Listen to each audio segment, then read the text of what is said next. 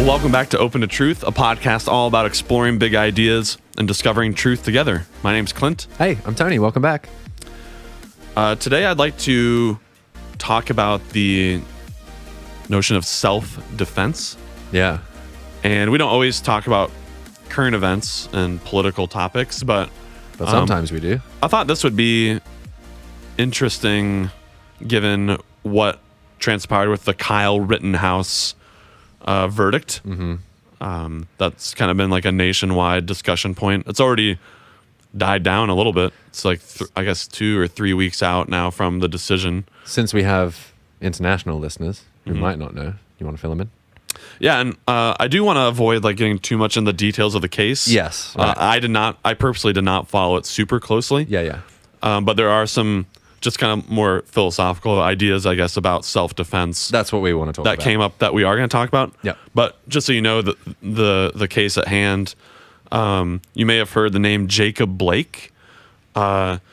He is a black man in Kenosha, Wisconsin, that was shot by police. There was a skerfuffle outside of his car. He's fighting with them. They tell him to stop, walks around the front of the car, goes to grab something in the door. I believe it was a knife. You fact check me on that. And then as he's grabbing it, they shot him a bunch of times. He lived paralyzed from the waist down, but we didn't know that at the time. Yep. If he would survive. Later that evening, riots all across Kenosha. Okay. Mm-hmm. They're burning down businesses. This is in the heat of the Black Lives Matter, police brutality, and so they're rioting or protesting about the, I guess, racial injustice, racism, of the police. Yep. Okay, so say what you will about all that. Here's what happened. Kyle, along with many others, he happens to be white. If that's helpful. Mm-hmm. Goes out to he asked, I think, a business owner of this tire store, I think it was, if he needs help defending his property, and the guy said yes. So he brought his AR-15. And he was 17 at the time that this took place, and his primary goal was to help defend that business, but also provide aid, medical, like just kind of surface level medical aid to anyone who is injured or in the whole process. Yep. So he was apparently helping both protesters and those like trying to stop the protests. In any case, there comes a time when Kyle is attacked. One guy, I think this is where I didn't follow the case super closely, but here's the gist. Like, some guy was trying to hit him with fists. Another guy attacked him with skateboard, and those were the two that he shot and killed. And then I think a third one was shot and wounded. That guy had a gun, and I'm not sure what happened. But in any case, the whole trial was about, did Kyle act justly in self-defense? Yep. Okay. Yep. Now, is that enough of a... Yeah, that gives us the picture. We want to talk about...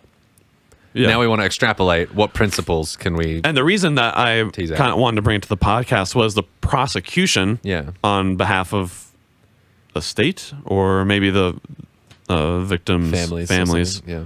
I don't think we're allowed to call them victims now. No, right. Said this interesting statement in the courtroom. He said, "You can't claim self-defense for a situation that you created." Yeah. So that's what kind of got me thinking, like, oh, is that true? So I wanted to bring that here and run that by you. So, and they mean Kyle went there. He brought an AR-15, and that, I guess, spooked people. People thought he was going to use it to attack, and so they attacked him. Self-fulfilling. Yeah. Like bringing it was instigating. And then once you get attacked to fire, it's no longer an act of self-defense. Mm-hmm. It's like you've baited them into attacking or something. Yeah. What was the exact phrasing for a situation you created? I'm paraphrasing. Oh, okay. I think that's about right, but yeah. Okay. Well, you can't claim self-defense for a situation that you created.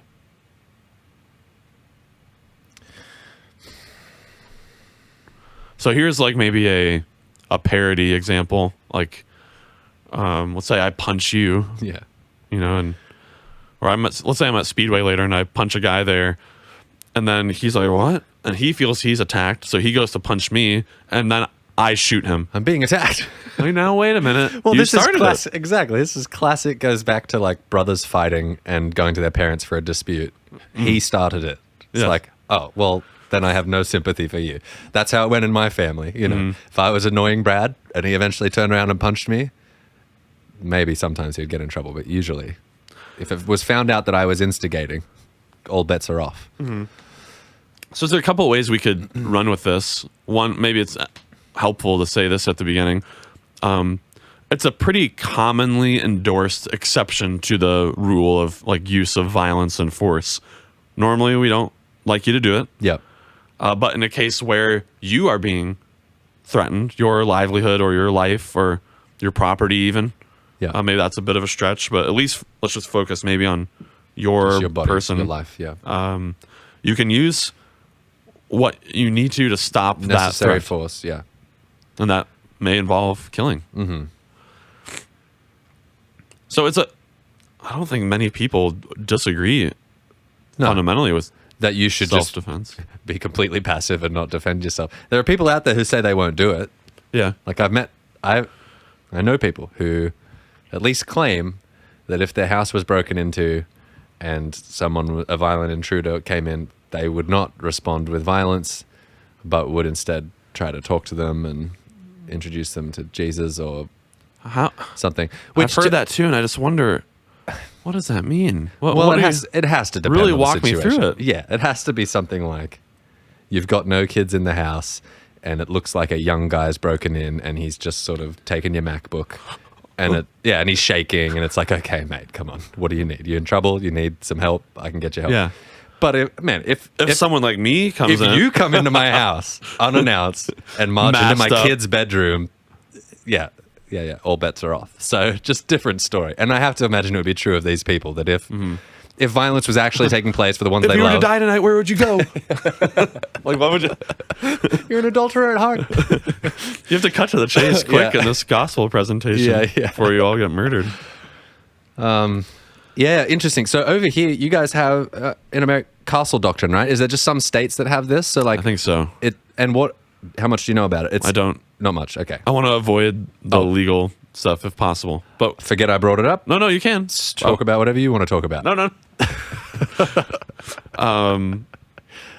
Well, where were you going with it? I just wanted to know about it and what it is. If someone's on, here's my understanding of it. If someone's on your property and you tell them to leave and you warn them that you will shoot if they don't, and they don't, you can shoot them. You've got to warn them. You've got to say, mate, I will shoot you. And they don't move. 5 seconds go by, bang. I don't know. I don't know the law. That's on how that. I thought it went. I think that'd Like be you just have a right to defend your property. What else could it mean for it to be your property? Or are you supposed to call the cops and have trespassers removed? Now, in some situations, there's no time to call the cops. Right. This dude's got a gun. I got to defend my castle. So, right. but maybe it is situation dependent. Okay, we can avoid the legal stuff then. But there's a couple of things to talk about. One is, so despite it being very widely endorsed that this is morally permissible, it is a little bit tricky to say why. Like, could you, just shooting from the hip, how would you defend? Well, what are the moral mechanics going on with just generic self-defense? It's got to be something like, we think humans have a right to life and that nobody has the right to take my life. But I get, in a situation of self-defense, it's something like when you attack someone, you forfeit your right to life. Or when you threaten somebody else's life, we've all agreed that you've given up your claim. See, that's interesting. I mean, that sounds nice. Like when you said that I don't know seems if to it sounds resolve nice. the problem. But I'm just wondering has to if be that's what's something going I on can there. do. Like even To give up your right to life. I don't know if that's something I can do. I have like it's an inalienable right, at least as the Declaration of Independence calls it. endowed by their creator with certain inalienable rights: life, Yeah, liberty, yeah. pursuit of happiness. But a right to life isn't an obligation to life. Like, having a right to something doesn't mean you exercise that right. Yeah, I agree. Do you know what I'm saying? So in terms of what I mean by you forfeiting it is you recognize, like, I carry an inalienable right to life, but I'm choosing not to exercise that right. And I'm entering into a kind of engagement with somebody where I know that I might die. I did not say that very well. Well, to me, like, I'm struggling because I do I get what you're saying if we were talking about the right to liberty. So, I mean, I have a right to freely choose, I guess, what to do without harming others, just as Yes. a baseline. And Yeah. but I don't have to act on it in any particular way. Yeah. I could go to Speedway. I could go to Panera. I could go to McDonald's. I don't have to use it in that moment in any particular way. Life seems like a different one. Isn't it? In a way, I am forced to participate in it, like I'm alive. Right, but you can opt out. You don't. Is it That sounds like suicide. or voluntarily putting yourself in a situation where you know you're likely to die because someone responds in self-defense? It's like, if I provoke you to the point where you're going to kill me, I can go into that knowing that there's a probability I will die here. Now, Is okay, it right? Sorry, I just help me because maybe I'm thinking about rights wrong. When I think about a right, I think about an entitlement, something you're entitled to. Yeah, a claim, right? A claim, yes. But just You because have a claim on someone else for a good, yeah, and the good is to not take away my life. In this case, it's like a negative claim.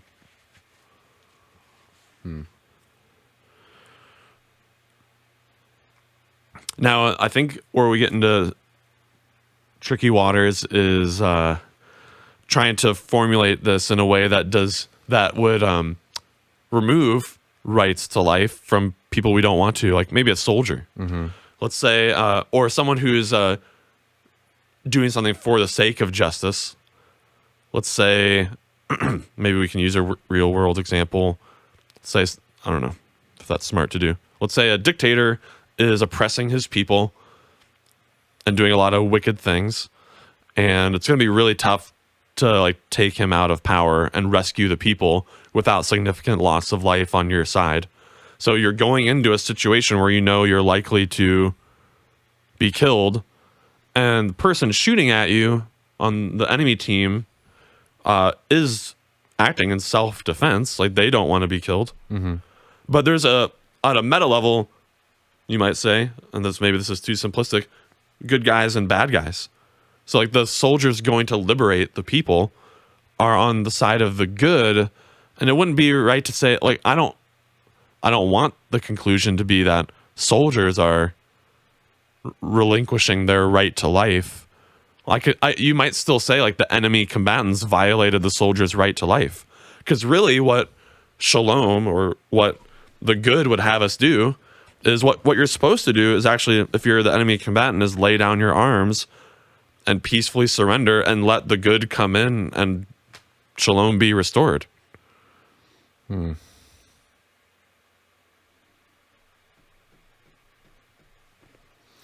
Like, are all soldiers giving up their right to life?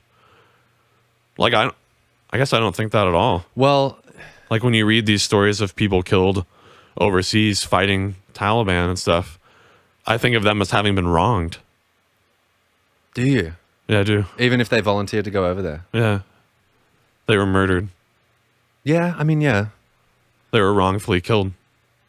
Yeah. They were trying to go in to save people, and then you shot them. They'll shoot back out of self-defense.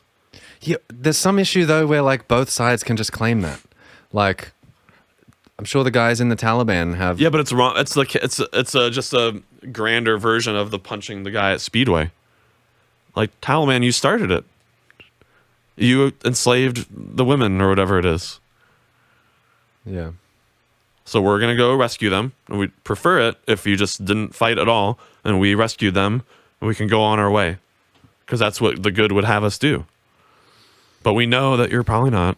And I know I could die trying. But that doesn't mean I've forfeited my right to life.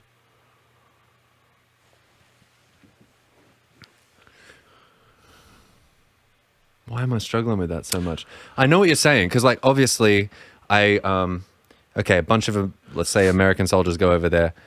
Part of me wants to say there's some sort of voluntary laying down of your life that you are doing. That's part of what makes that heroic, is you are giving it up. You're sacrificing. Yeah, and here's where I see that I'm getting into trouble. I don't want to say they're giving up their right to life, because that would mean their teammate could shoot them and kill them. No issues. No, that clearly violates my conscience.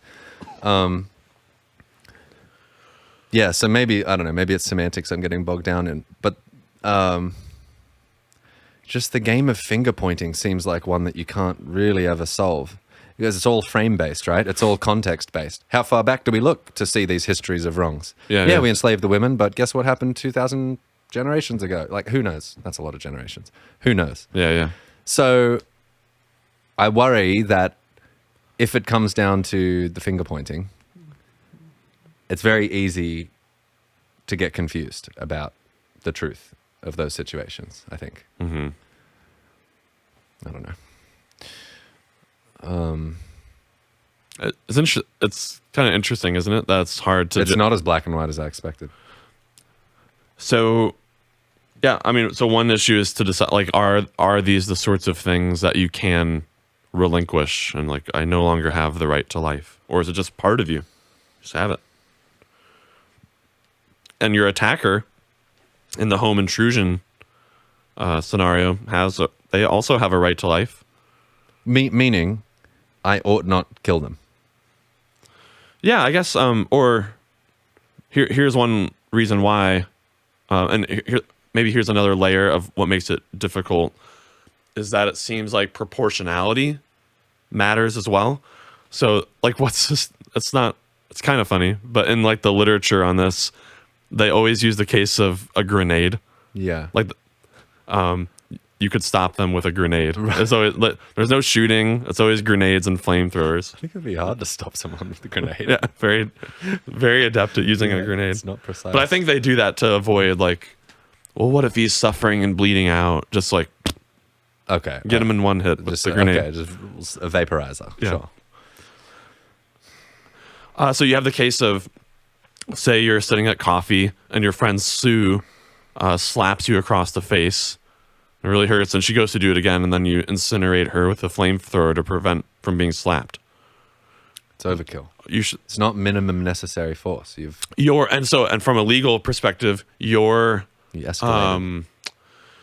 We are going to limit your liberty to prevent harm to yourself when slapped and using a flamethrower to stop it. Yeah. It's not, it's totally... For what it's worth, a flamethrower would not be instant. It would be a bad way to go. But yeah. Overkill. Yeah, overkill. Not proportional. So how does that play into it? So only when you think your life is in danger might you be justified in killing somebody else. But even then, to your point, if their right to life, your attacker's right to life is something they can't give up, are you ever justified? What do you think? Sitting over there asking questions, putting me in the hot seat, mate. You're the one with the doctorate in thinking, not me. No, come on.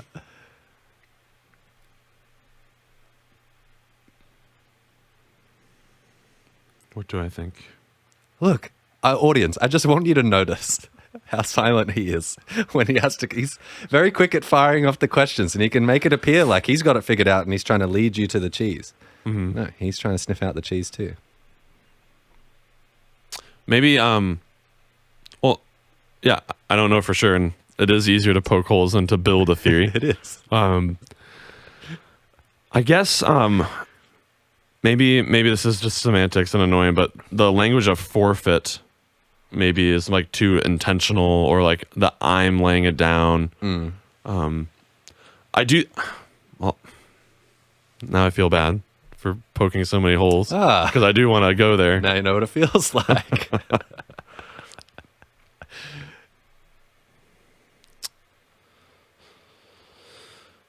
Well, one way you can resolve it is a morally justified violation of a right. And maybe that starts to break the notion of what it means to be a right. That upsets me to hear that. Yeah. Yeah. Because there's these cases. Well, that's well, how about this? It's one reason why a lot of people are consequentialists. It's because they view rights-based thinking as ultimately unhelpful in resolving moral conflict. Because you have these different duties and rights that seem to elicit different courses of action, or even ones that violate the other. Yeah. So then what do you do? How do you resolve it if not just this master rubric of morality, the maximizing of the good? Mm-hmm. And so it is ultimately better. So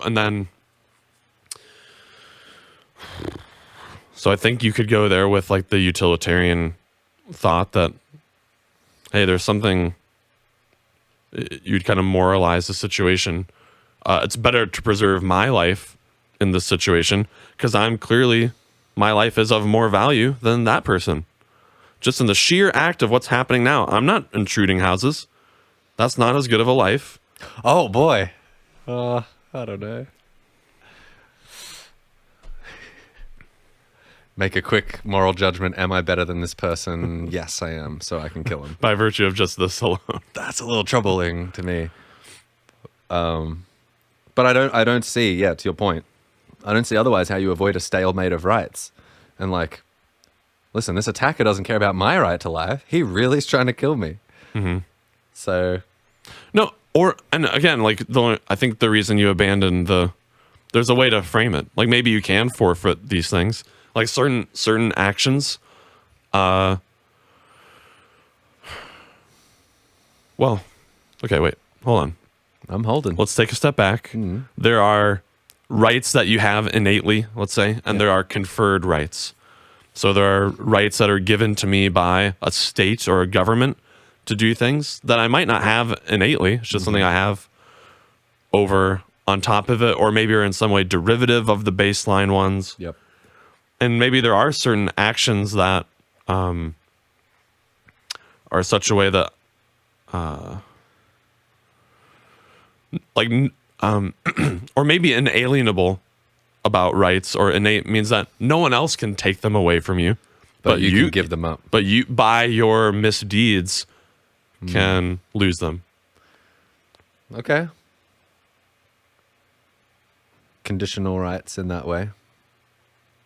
Because I agree that resolving the problem by saying you forfeit rights by certain actions, that's kind of a clean and easy fix. Yeah. Just at the top level. And that is, I'm just thinking that is how it kind of plays out in society. That's how we treat each other. Like, even just going back to kids and parents, that privilege and responsibility always went hand in hand. And if you aren't keeping up on your responsibilities, if you're not acting right, you forfeit privileges as a result. And maybe the right to life is a privilege, or maybe life itself is a privilege, and you give up your right to enjoy that privilege when you engage in certain behaviors or something.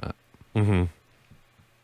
Maybe I wasn't clear. I just want to revisit, like, and not that you should just discard rights altogether, but these are the worry we're feeling about how to articulate this is an impetus for why people there are no rights. Yeah.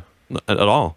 Like, whatever. I mean, I guess the Declaration of Independence says it, but that's just some guy who wrote that. Yeah. You know? Yeah. So it's not given down from above Cosmic, in some way. yeah. Yeah. So, yeah, all there is you're called to maximize the good as best you see fit. And you know how much good is going on in your world. And obviously this person is dangerous right now, and who knows who else will be harmed if I don't stop. Mm-hmm. So I'm going to stop.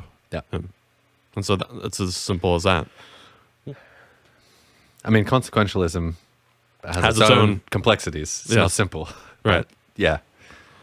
Yeah, I see what you're saying. I see the attraction, at least. Mm-hmm.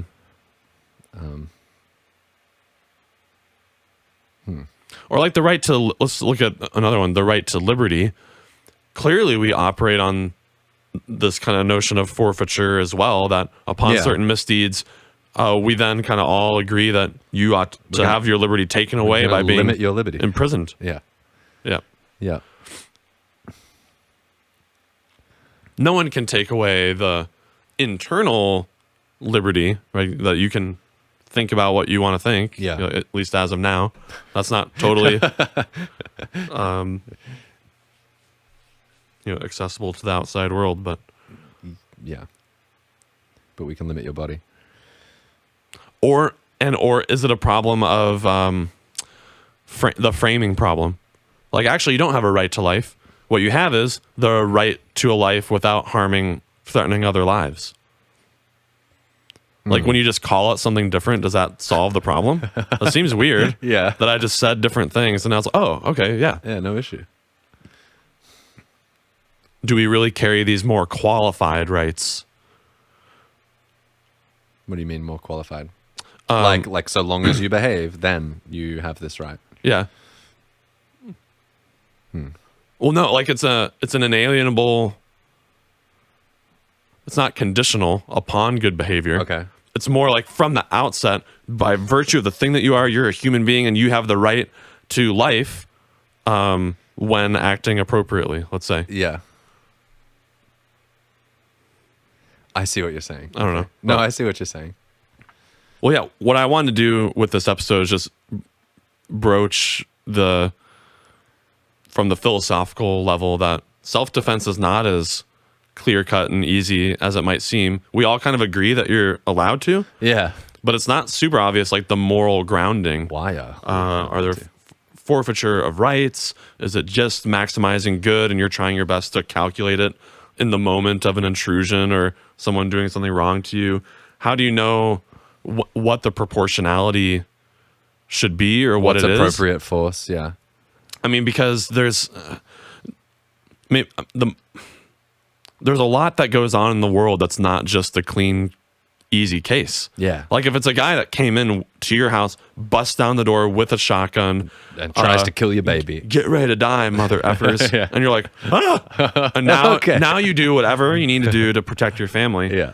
But let's say, like you brought up, the case of a 18-year-old kid who comes in with a baseball bat. Yeah. And he's like scared, or Yeah. you can just tell. It's trickier, man. Yeah. Like, do you shoot the kid? Like maybe, and this is where like the morality and legality sometimes conflict, because maybe you're well within your right to do so legally Yeah. by castle doctrine or something else. But it wouldn't be good, or it wouldn't be best. Right.